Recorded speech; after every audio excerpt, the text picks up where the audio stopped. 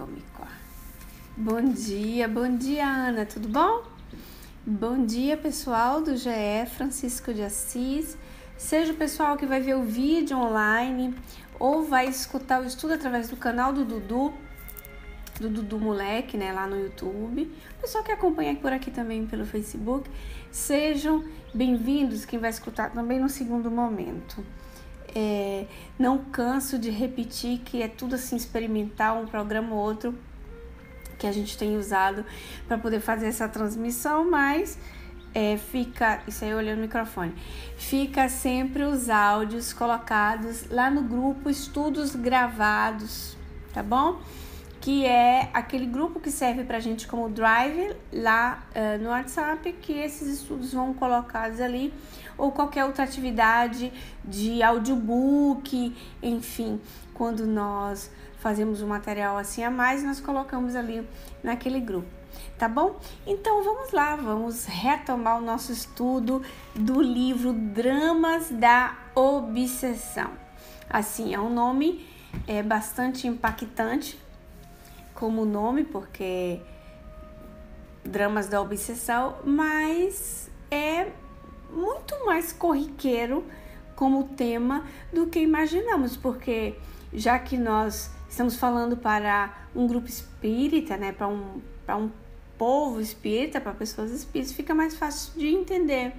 Mas para aquele que conhece pouco, que vai chegando agora, que vê essa expressão Dramas da Obsessão, fica um pouco impactado, tentando descobrir, né, o que será que um livro que vai falar sobre dramas da obsessão.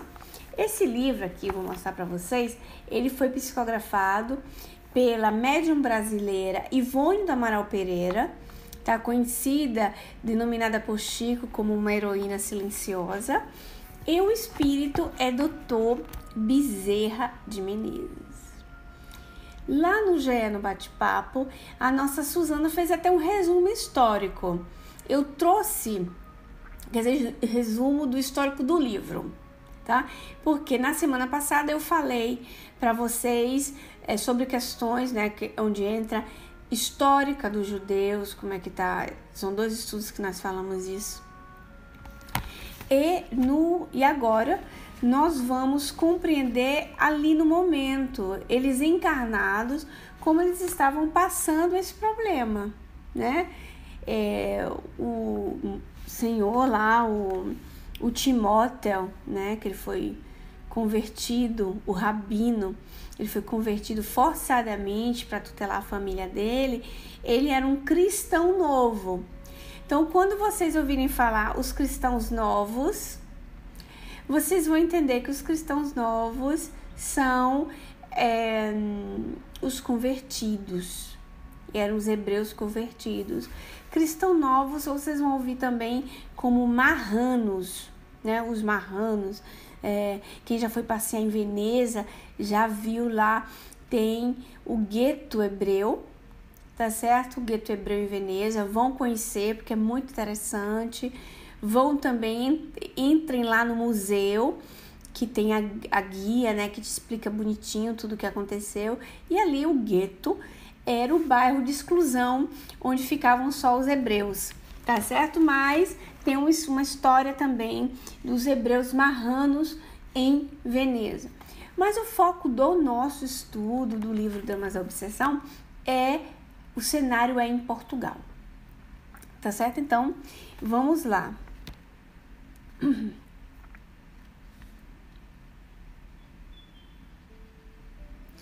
Vamos lá, eu quero pegar onde eu peguei aqui. Em verdade, porém, está contando, né, para Dr. Bezerra o que aconteceu. O horror e o ódio à crença dos cristãos recrudesceram em seu peito, intimamente no silêncio do seu coração, nas fecundas exaltações do próprio pensamento, conservando-se o mesmo fervoroso hebreu de sempre, venerador da lei de Moisés e da crença de seu povo, agora porventura com mais nobre fervor, e sentidos, zelos de crente ofendido na delicadeza do próprio ideal. Todavia, fora em vão o sacrifício no tocante à pessoa de Aranza, não resistindo aos tratos sofridos na prisão e tampouco ao desgosto pela abjuração, que considerava ofensiva a Deus de Israel, como a sua honra pessoal, a formosa judia espanhola deixou de existir, ficando inconsolável o pobre esposo, na orfandade de 3 pequenitos, cujos nomes, após o batismo imposto pela catequese inquisitorial, eram Henrique, José e Joaquim. Respectivamente, igualmente batizada, Esther passou a chamar-se Mariana, prenome bem português, que lhe fora aplicado no intuito de encaminhá-la mais satisfatoriamente à salvação eterna. Segundo a hipócrita convicção daqueles que lhes impuseram, nestas páginas, nada obstante, continuaremos a tratar nossas personagens pelo seu nome de origem, uma vez que, liberais, que deveremos ser, respeitaremos o direito que têm eles, ou quem quer que seja, de se nomearem conforme lhe aprouver. Esse é o Dr. Bezerra. Bom dia, a Leandra. Bom dia, bem-vinda. Vocês ouviram um barulho, mas foi o vento. O vento, ele tá danadinho. Então, gente, a esposa do rabino morreu no cárcere e ela não aguentou pelo desprazer tão grande, né, de rejeitar a sua própria religião. E o rabino ficou muito mais, em vez de se converter mesmo, ficou muito mais aplicado e fiel aos princípios judeus. Ora essa, Juliana. Então, ele se aplicava muito mais e continuou com o seu culto escondido. E o que nos leva, o Dr. Bezerra diz que vai chamá-los pelos nomes de origem, não vai chamar pelo nome de batismo do cristão novo, mas chamar respeitando-os pelo nome que eles querem se chamar. Olha, né? Como os nomes judeus de antigamente. Nós vamos observar também, e aí eu chamo vocês para reflexão, sobre a questão do respeito à crença. Allan Kardec nos diz e nos ensina, junto com os bons espíritos da doutrina espírita, o seguinte, que nós não devemos violentar a crença de ninguém. O que é isso? Nós já estamos marcados na história de conversões forçadas, de obrigarem as pessoas, se não com a força, mas com a força psicológica pelo medo. Entendeu? E ele chama isso de violência, violentar as consciências. E que nós espíritas não estamos aqui para violentar a consciência de ninguém. Nós temos que respeitar as pessoas dentro das suas crenças. E muitas vezes isso é confundido com a questão, essa questão do respeito, né? Ela é confundida com falar a verdade sobre o espiritismo. Porque assim, nós não vamos na porta das igrejas ou forçamos conversões de ninguém, que o espírita não está para isso. Mas aqueles que nos procuram como espíritas, nós temos a obrigação de dizer a verdade, de levantar a bandeira desse testemunho da fé. É muito diferente do que forçar uma conversão a uma pessoa. Então, não devemos violentar a consciência de ninguém, porque as pessoas se encontram em paz, né, com as suas crenças. Elas estão, vamos dizer assim, se encontram plenas dentro das suas crenças. Por que não deixá-las tranquilas e felizes como estão? O Espiritismo está, Allan Kardec vai dizer novamente, lá no livro que é o Espiritismo, quando ele responde ao padre, está para aqueles que precisam de um algo mais, porque já não se satisfazem mais com aquelas respostas. Então é como uma criança que ela cresce, né, desenvolve todo o seu organismo e ela necessita de um alimento que condiga com a sua necessidade orgânica. Então, não confundamos, porque eu já ouvi dizer assim, não vamos falar de reencarnação porque as pessoas ainda não estão preparadas. Como assim? Nós predeterminar quando as pessoas estão preparadas? Essa conversa que é só pega um pedacinho lá do Evangelho, faltou complementar com todos os outros 5 livros. Por quê? Porque quando o momento exato da revelação foi no século XIX, não agora. Agora, mais do que nunca, quem nos procura tem a capacidade intelectual e evolutiva de compreender, sim. Senão, ela estaria tranquilazinha lá no lugar dela, onde ela estivesse. Se ela chega a procurar uma pessoa espírita, ela vai querer respostas espíritas, porque se ela não quiser conscientemente, existe uma questão espiritual que estimula a pessoa a receber aquele alimento, porque ela estará ali. Você não pode negar princípios fundamentais. E aí eu vou aproveitar esse parêntese, e que é lindo, dizendo que o próprio Evangelho diz assim: a primeira palavra do alfabeto divino é a palavra amor. E a segunda palavra do alfabeto divino é reencarnação. Olha que coisa linda, tá no Evangelho segundo o Espiritismo. Então, as pessoas que chegam aos espíritas, elas vão saber a verdade como ela é, porque elas estão ali para isso. Então, não é conversão, não é proselitismo ao ponto de ofender a fé, porque já somos marcados das religiões que nós éramos violentados para conversões e muitas vezes fomos nós os violentos, né? Que mudava só de faixa. Aquele que uma vez violentava e o outro outra vez que era violento. Tô com meu chazinho quentinho aqui, vocês me dão um segundo pra garganta, pra poder falar com vocês. Então, a conversão forçada para renegar a própria fé deles era de uma violência que foi levada a secular, né? Foi uma coisa que ficou marcada aí nos séculos. E, como diz Dr. Bezerra, as pessoas têm o direito de se chamarem como lhe aprover e de acreditar como ela quiser, né? Desde que ela não venha procurar para você diretamente, tá certo? Então, a pessoa vem procurar para você diretamente, ou acontece uma circunstância que você tem que falar de sobrevivência, o que é que você faz? Eu não vou falar, não?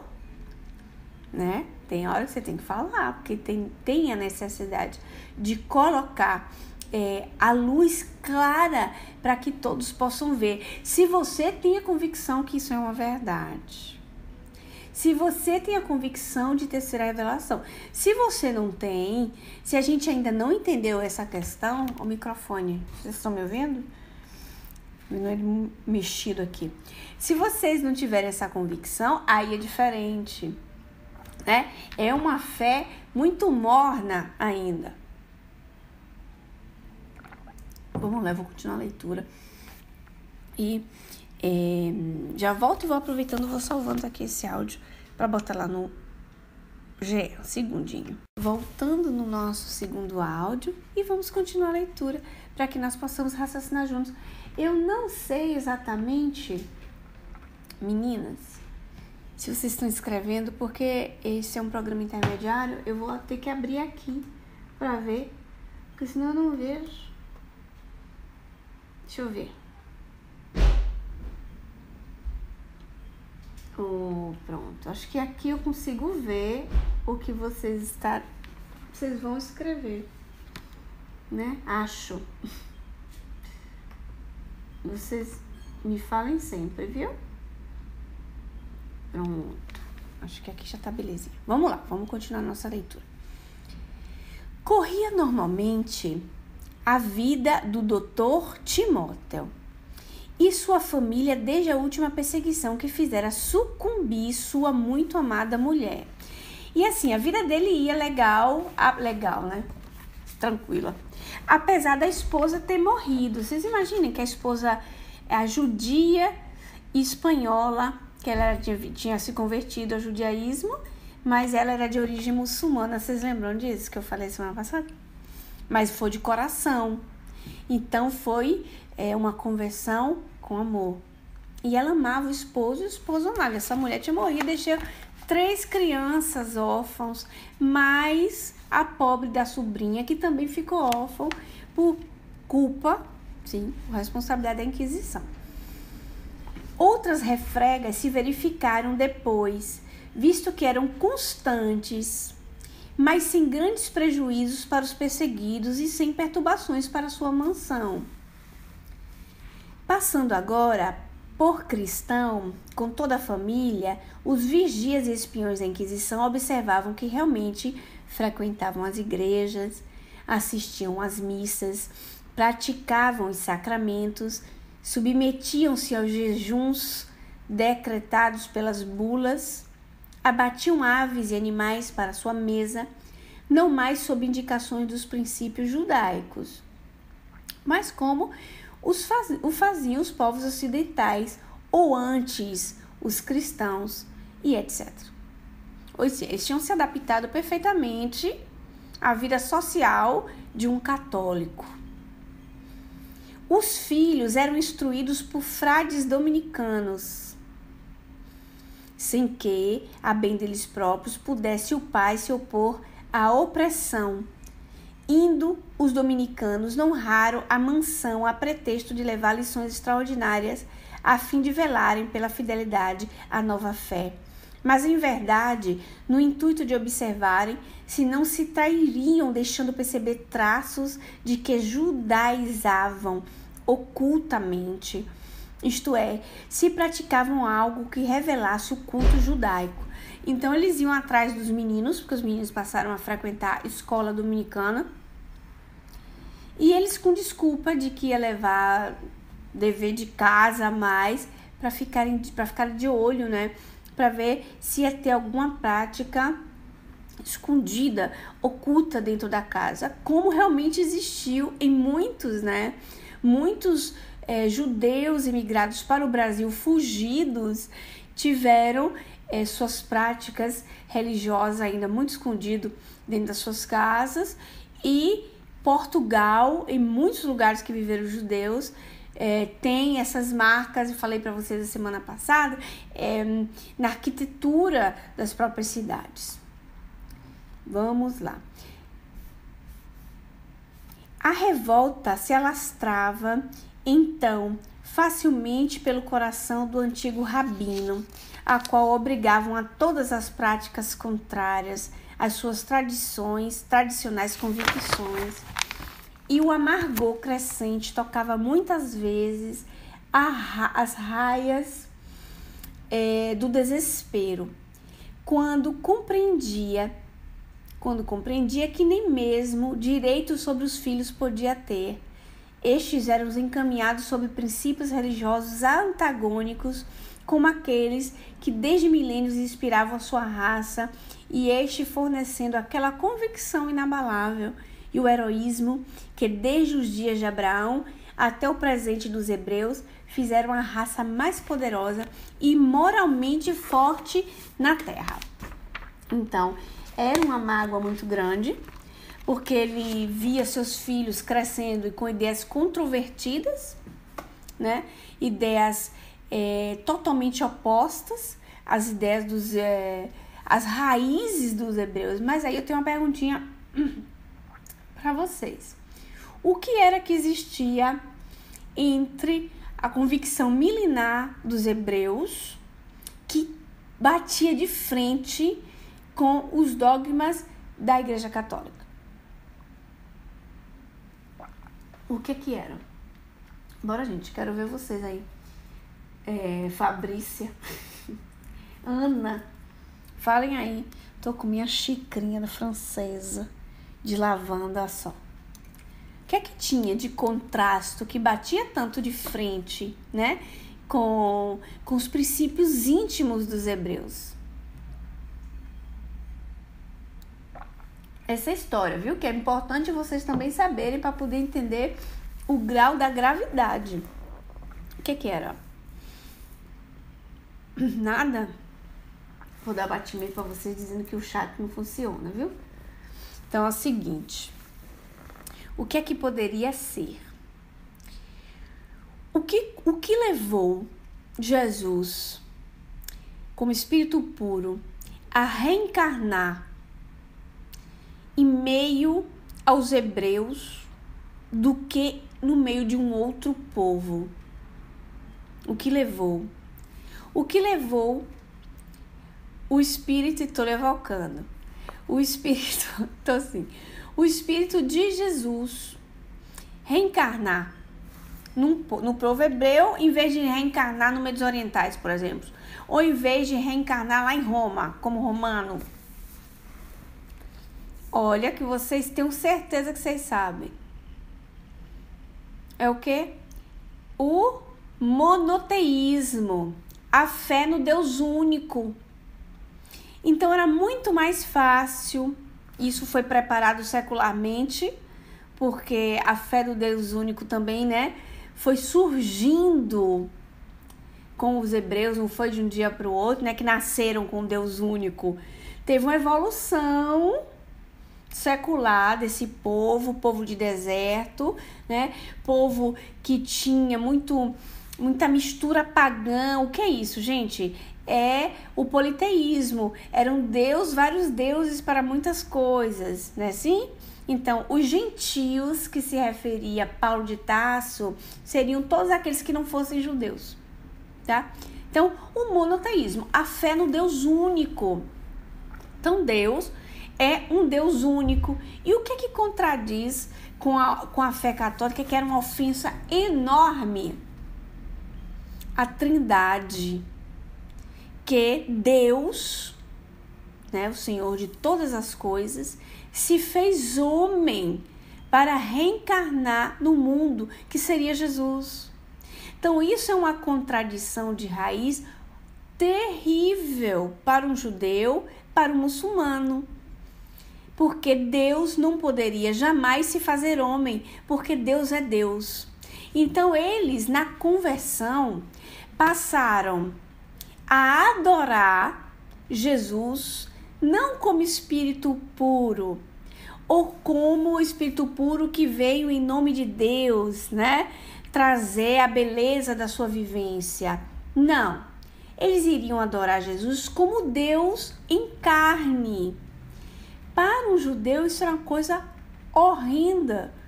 Ensinar isso para os próprios filhos era ir contra toda a raiz histórica do seu próprio povo, desde o tempo de Abraão. E é isso que Dr. Bezerra tenta nos dizer, o quanto isso, né, é grave.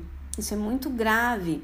O fato de dizer que Deus se fez homem. E é isso que criava para eles uma aversão muito grande. Todas as brigas religiosas, as guerras religiosas que vieram, né, na Idade Média, vêm por causa disso.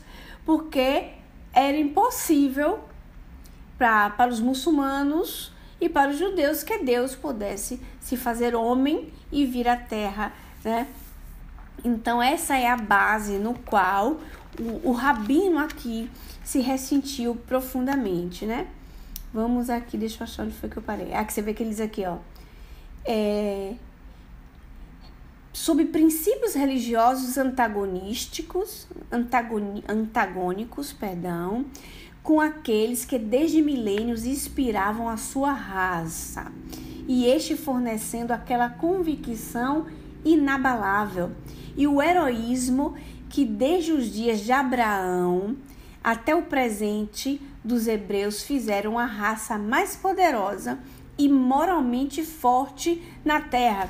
Porque uma convicção forte como a deles faziam com que eles ficassem mais unidos. Não quer dizer que não tivessem os seus defeitos, né? A gente não está querendo fazer de herói ninguém, vitimizar. Mas isso são fatos históricos que são reais e nós temos que admitir que foi assim, né?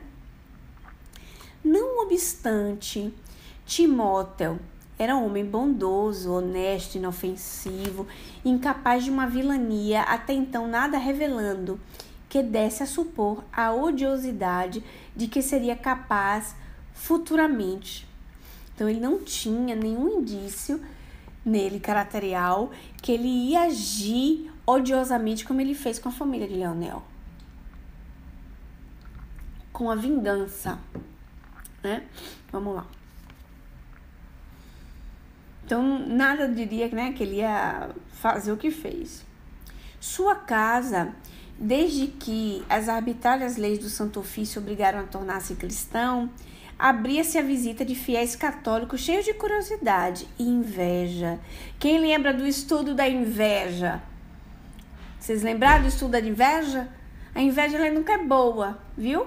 Mas quando ela está naquele período de transição, que ela passa a ser uma virtude, então, como é que eu vou saber que eu tô sentindo inveja? Você vai perguntar lá dentro do seu coração, quando tem como dizer. Se é inveja ou se é admiração. Mas vamos lá. Por isso que um estudo se conecta no outro. Vocês estão vendo como é interessante isso? Vamos lá. Então, a casa dele, as pessoas entravam, né? Com inveja para poder ver o que é que ele tinha. Enfim, a arte que tinha no salão, o dinheiro que ele tinha. Os religiosos ficavam de olho para ver como é que podia tirar mais dinheiro possível. E vou mais adiante. Ora, assim sendo, impossível seria o infeliz judeu e a sua descendência simpatizarem com as opiniões de indivíduos tão desleais, moralmente inferiores, e ainda menos confiarem numa crença religiosa cujas diretrizes permitissem iniquidades como as que eram aplicadas a ele próprio e aos seus próprios irmãos de raça, por aqueles que dela se propalavam luminares. Ignorava ele que a essência do cristianismo rezaria exatamente o inverso de tudo quanto a Inquisição proclamava e executava, e que como doutrina era antes a mais sublime expressão do amor de Deus e da beneficência para com o próximo existente sob a luz do sol, e que aquele Cristo de Deus, que reis, papas e dominicanos lhe impunham pela violência e o terror, jamais aprovaria os planos e os meios por que seus pretensos representantes na terra se orientavam. Valendo-se do seu nome, a qual profanavam dele, se utilizavam para o decurso das suas próprias paixões. Eu tô aqui relembrando para vocês, né? Foi propositalmente esses trechos aqui para que vocês possam, a partir dessa semana, né, Dona Fabrícia, entrar mais ainda nessa ideia ou porquê, né, do rabino e a família ter se transformado odiosamente. E nós reconstruímos a doçura do Cristo, que por mais que esses religiosos, e aí nós convidamos a todos os irmãos que possam ouvir no segundo momento esse estudo, e não só, que possamos convidar a todos os irmãos do invisível, que são ligados a essa história, que ainda têm alguns ressentimentos no profundo da alma, né? Que eles possam raciocinar conosco e perceber que a doçura do Nazareno, que a doutrina de Jesus jamais poderia, vamos dizer assim, ser de acordo com desvios de caráter dos seus representantes, não. Que Jesus não os deixou como representantes. Se auto-intitulavam como representantes, que construíram escolas de fé, que construíram religiões. Porque se nós formos observar no Observando, Jesus era judeu, né? O cristianismo foi formado pelos seus idealizadores, inclusive por um dos espíritos maiores divulgadores da doutrina espírita, Santo Agostinho, né?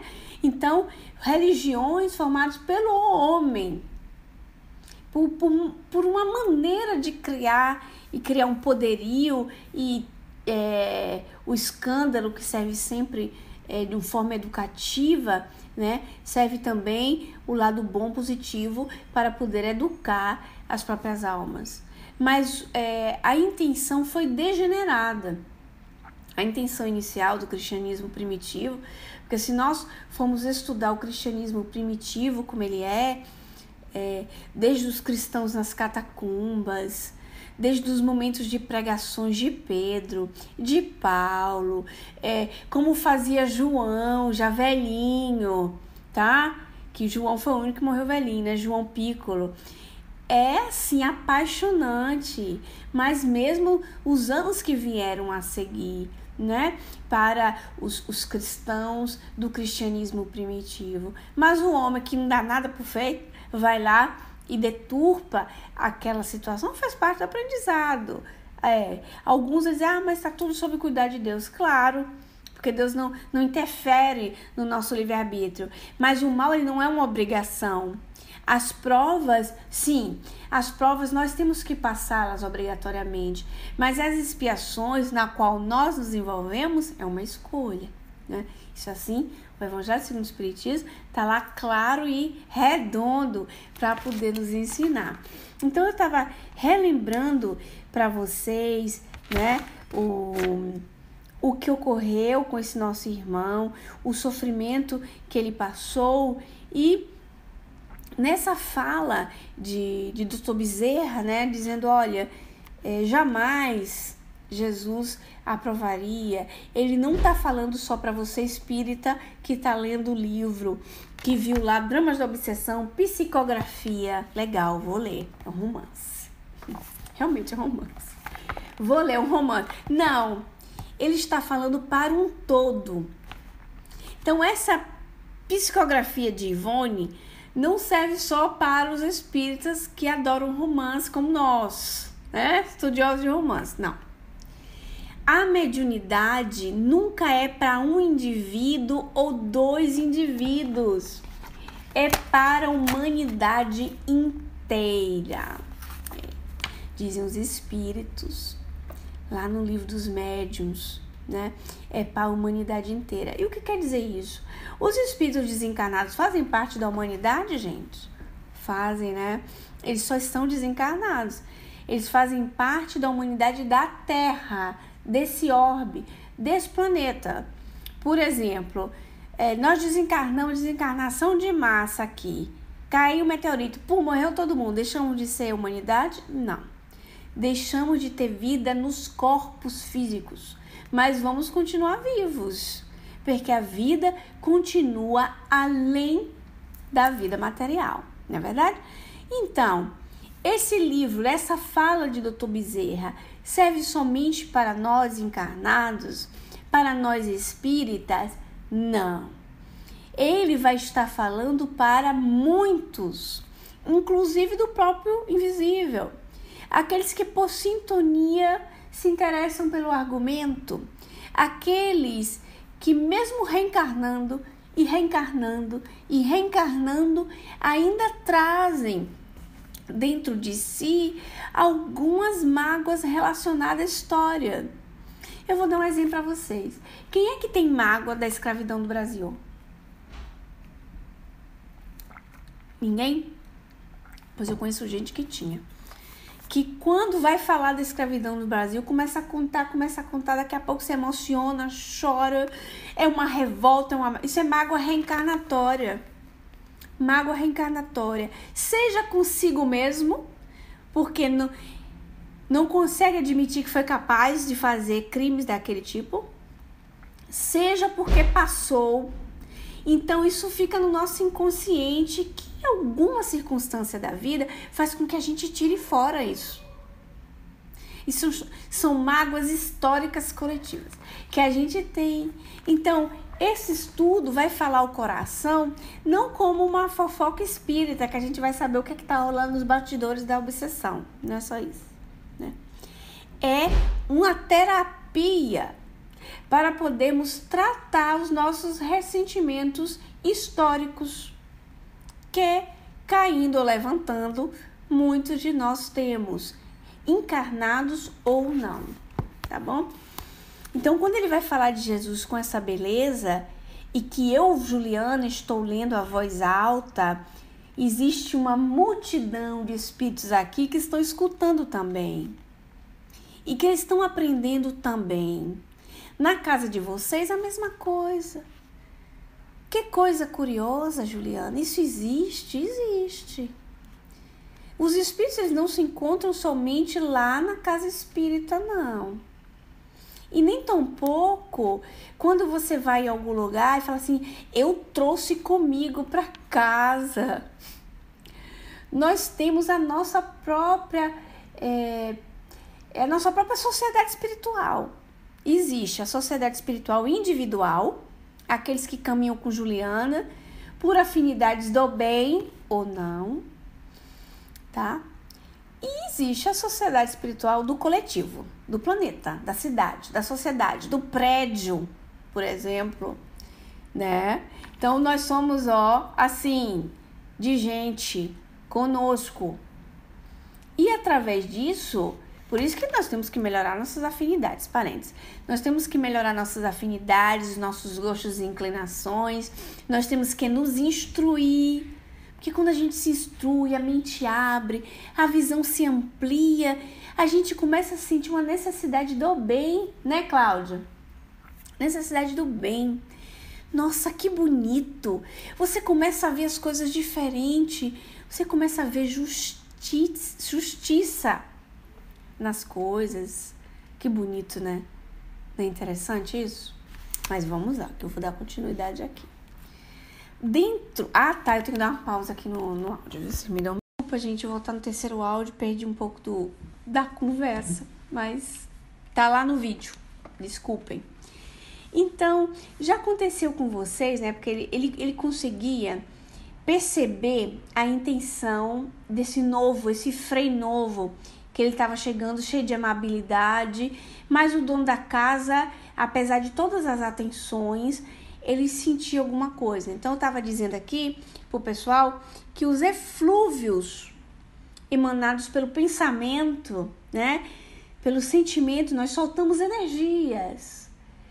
Eles podem ser malsãos ou podem ser bons. Lembra do capítulo dos fluidos, capítulo 14 do livro A Gênese, tá? Então, ele vai ter qualidades, porque os fluidos, eles são neutros. Então, dependendo do meu pensamento, dos meus sentimentos, nós vamos dar qualidades a esses fluidos. Apesar de, aparentemente, o rapaz lá, o dominicano, tá? O inquisidor, ele ter amabilidade, afabilidade, o dono da casa, ele intuía a verdade, tá? Então, o que eu estava contando aqui, quando eu descobri que eu não estava gravando, é o seguinte... Já aconteceu com vocês? Eu trago exemplos do dia a dia porque é mais fácil para poder segurar a coisa, né? Já aconteceu com vocês de vocês frequentarem pessoas que elas são agradáveis, elas tentam agradar, né? Mas não, aquelas que são mais verdadeiras, que dizem as coisas assim, pam pum, são as melhores. Mas as hipócritas, inclusive os espíritos hipócritas são os mais perigosos do que o obsessor violento, que ele xinga, eu vou lhe acabar, eu vou lhe matar, e chuta, faz e acontece. Esse aí tem uma grande probabilidade de você conquistar com o amor e com a mudança de comportamento. Muito mais fácil, vamos dizer assim. Mas o hipócrita, o espírito hipócrita é o mais perigoso. Então, já aconteceu com vocês de vocês lidarem com seres humanos, é que eu abaixo assim, porque eu leio aqui, viu? Que eles têm uma ação coerente, educada, gentil, com gentileza, mas que dentro de você dá um negócio, alguma coisa não encaixa. Aí, às vezes, você vai racionalizar e faz assim, poxa, eu fico até com remorso, fulano é tão bom, é atencioso até, e você tem alguma coisa na intuição, né, que não lhe bate. É porque você faz uma leitura, não sempre, né, porque aí tem outros porém, mas nesse caso específico, você faz uma leitura energética do sentimento da pessoa, que a gente não tem como disfarçar, porque você joga a energia na pessoa e a pessoa começa a perceber. Aquela admiração não é uma admiração, é uma inveja. E aquela pessoa que admira muito, que elogia muito, ela pode estar esperando o momento de puxar seu tapete para pegar o seu lugar. E era o que acontecia, tá? Com esse dominicano e o rabino, o ex-rabino, né? O senhor Timóteo. Ele ficava achando esquisito, era diferente. E ele vai dizer: tantas amabilidades tinham a particularidade de preocuparem o dono da casa, malgrado a lealdade de que parecia emanar. A par desses dois outros, havia amigos íntimos do primeiro, irmãos consanguíneos, gêmeos, e que igualmente se destacavam não tanto pela assiduidade, como pelos constantes protestos de amizade e testemunhos de consideração que aos Fontes Oliveira voluntariamente apresentavam e que tudo indicavam de serem verdadeiros. Nossa! Gente, é grave o negócio. Por quê? O outro frequentava sempre, mas dois irmãos gêmeos, também sempre religiosos, amigos do primeiro, levantavam a bandeira da amizade, testemunhavam a amizade, não é? Era uma coisa assim muito patente, ao ponto que tudo indicava que era verdadeiro, leais. E ser traído por um amigo é a dor mais profunda que um ser humano pode existir para o ser humano. E esse amigo pode ser um companheiro, né? Um amor, marido, pode ser um filho. Porque fingir bondade e levantar bandeira que não sei o que e depois lhe trair. E aí, não tem como não esquecer os 30 dias de Allan Kardec, o que fizeram com Allan Kardec, o que fizeram com Jesus, não é? A traição daqueles que frequentam a sua própria casa e que você abriu toda a sua intimidade. Tem uma passagem no Evangelho que diz o seguinte, que nós suportamos todas as faltas materiais. A gente sofre, mas tem uma suportação. Mas, olha que interessante, com a parte moral, a que toca diretamente o coração, essa é insuportável. E as dores que mais portam obsessão, que porta secular, não é aquelas do que faltou o dinheiro, faltou o mal-estar da comida, porque isso é ligado às coisas materiais, às necessidades materiais, mas aquelas ligadas à afeição, à moral. E a traição de um amigo é terrível. Então, quem é fiel no pouco não é fiel no muito? Então, para esse senhor, foi de um sofrimento muito grande. Frei Ildebrando de Azambuja, prenome que encobrirá nessas páginas, e de certo teólogo português, inquisidor cruel, do reinado de Dom João III. E os outros, Fausto e Cosme de Mirandela, pois descendiam de antigos nobres italianos. Então, os dois gêmeos, era Fausto e Cosme de Mirandela, descendentes de nobres italianos. E Frei Ildebrando de Azambuja seria aquele cheio, o primeiro, né? São 3. E tem uma notinha, tá bom? Tem uma notinha. Jerônimo de Azambuja, célebre e cruel inquisidor-mor, teólogo de Portugal, também conhecido pelo pseudônimo de Oleastro, ao tempo de Dom João III, nomeado inquisidor em Évora em 1552, Só em 1555 se transferiu para Lisboa. Então, uma personalidade conhecida, o Ildebrando de Azambuja, né? Que seria Jerônimo de Azambuja. Ildebrando, vamos dizer assim, foi um nome para não estar instigando o nome histórico, mas ele existe, né? Deixa eu ver o comentário de vocês.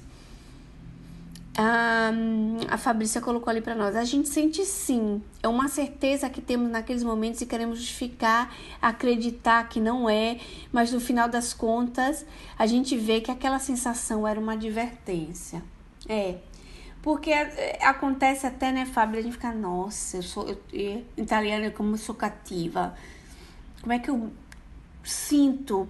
Mas a pessoa, ela solta um ranço energético que a vida lhe mostrou o tempo todo e você não admite, tá bom, é que deve ser assim com o outro e tal. Ela vai se modificando e pode causar grandes dores. Fizeram coisas com Allan Kardec terríveis, né? Amigos que ele ajudava, que ele consolou, que ele fez de tudo para levantar e levantar economicamente, levantar moralmente, tá? É porque nós não sabemos, mas eu dando uma parêntese sobre isso, no livro Amor e Ódio, sempre de Ivone, que é sobre a história de Gaston. E Gaston foi aluno de Kardec, né? E Gaston era amigo também de Victor Hugo, Messier Victor Hugo, o escritor francês famosíssimo, que era também amigo de Kardec. Então, eles fizeram de tudo para tirar o menino das masmorras, das prisões francesas, né? Fez de tudo para salvar o menino. E Kardec não só intermediou por Gaston, que foi sabido coisa de século depois, mas por tantos outros. Ajudas assim, e foi traído, desvirtuado os seus melhores pensamentos logo depois da sua morte. Não é? Nem esperaram esfriar o cadáver para poder trair, fazendo escritos sobre a personalidade dele, né? Ele não podia mais escrever para fazer refutações, porque está desencarnado. Esperaram o momento mor de colocarem para fora, vamos dizer assim, o caráter, o jeitinho de ser. E vamos continuar aqui. Ok, já disse o nome deles, né? Tá bom, vamos aqui. Pelas tardes dos domingos, Frei Ildebrando de Azambuja merendava com seus amigos neocristãos, libando seus bons vinhos, usufruindo do bem-estar da riqueza do judeu, né? E em sua companhia se alegrando na intimidade da mesa das refeições. Associava-se gentilmente aos seus passatempos caseiros, tais como jogos, cânticos, ensaios poéticos, etc. Então, muito em uso nos recintos domésticos, aceitava-lhes as frutas e os refrescos, louvando sem constrangimento o cavalheirismo dos anfitriões, no que era secundado por Fausto e Cosme, caso se encontrassem estes presentes. Esther, meiga e linda, como rosa em botão, simples e virginal, como a rola casta das florestas solitárias do Hermon, não obstante raramente se associar às reuniões dos homens, como de uso entre as famílias hebraicas antigas, sempre que presente Ildebrando, era incluída nas mesmas, intestando desviar observações deste em torno dos hábitos raciais, cantando para os hóspedes de seu tio doces e sugestivas canções da Espanha, da Itália e mesmo de Portugal, acompanhando-se suavemente a citara, porquanto vinha recebendo tão boa educação social e instrução tão vasta para a época, que Frei Ildebrando, de uma das vezes em que a ouvira, sorrindo e fitando-a com um olhar ardoroso, exclamou: Muitas princesas da Espanha e de Portugal não obtêm tão adiantada instrução quanto a vossa menina Mariana. Para que há de a mulher adornar-se tanto intelectualmente, se os seus compromissos com a sociedade são tão limitados, dispensando culturas? E aqui, esse assunto sobre mulher, eu vou falar semana que vem, porque nós vamos precisar de muito argumento, muito pano para manga. E eu vou contar com a presença de vocês para poder falar desse assunto. Então, a menina se expunha, né, com a beleza, a doçura da educação, a educação intelectual, cantando, recitando poesias, agradando os hóspedes. E eles estavam ali usufruindo, né, por interesses da casa e da mesa do senhor Timóteo. Vou ler aqui, a Ana Lázara disse para nós: verdade, traição vinda de um amigo dói na alma. Cristo foi prova viva com alguns seres humanos por inveja, porque Judas não traiu pelas moedas, em sim pela inveja, é meu entender. A traição de Jesus foi a traição mais odiosa, né? Inclusive, né, Kardec vai nos chamar, a nós espíritas, dizendo, dando aquela força de ânimo, falando: meus irmãos, vocês vão ser traídos. E isso vai acontecer, porque nós estamos no mundo de provas e expiações e a alma humana é assim, defeituosa. Porém, nós vamos vencer o mundo, porque Jesus venceu o mundo, tá? E vai ser muito melhor, porque isso aconteceu com Cristo. Judas, ele traiu Jesus, a Ana Lázara fez a leitura da inveja, né? E ele queria o poder, na verdade, ele queria a supremacia da raça judia em cima dos romanos. Então, eles esperavam um Messias que descesse do céu com suas espadas e, como os povos antigos de milênios, decapitassem os romanos e assumissem a liderança. Porque era um povo escolhido, então tinha que assumir o mundo inteiro, como hoje fazem os muçulmanos conosco, né?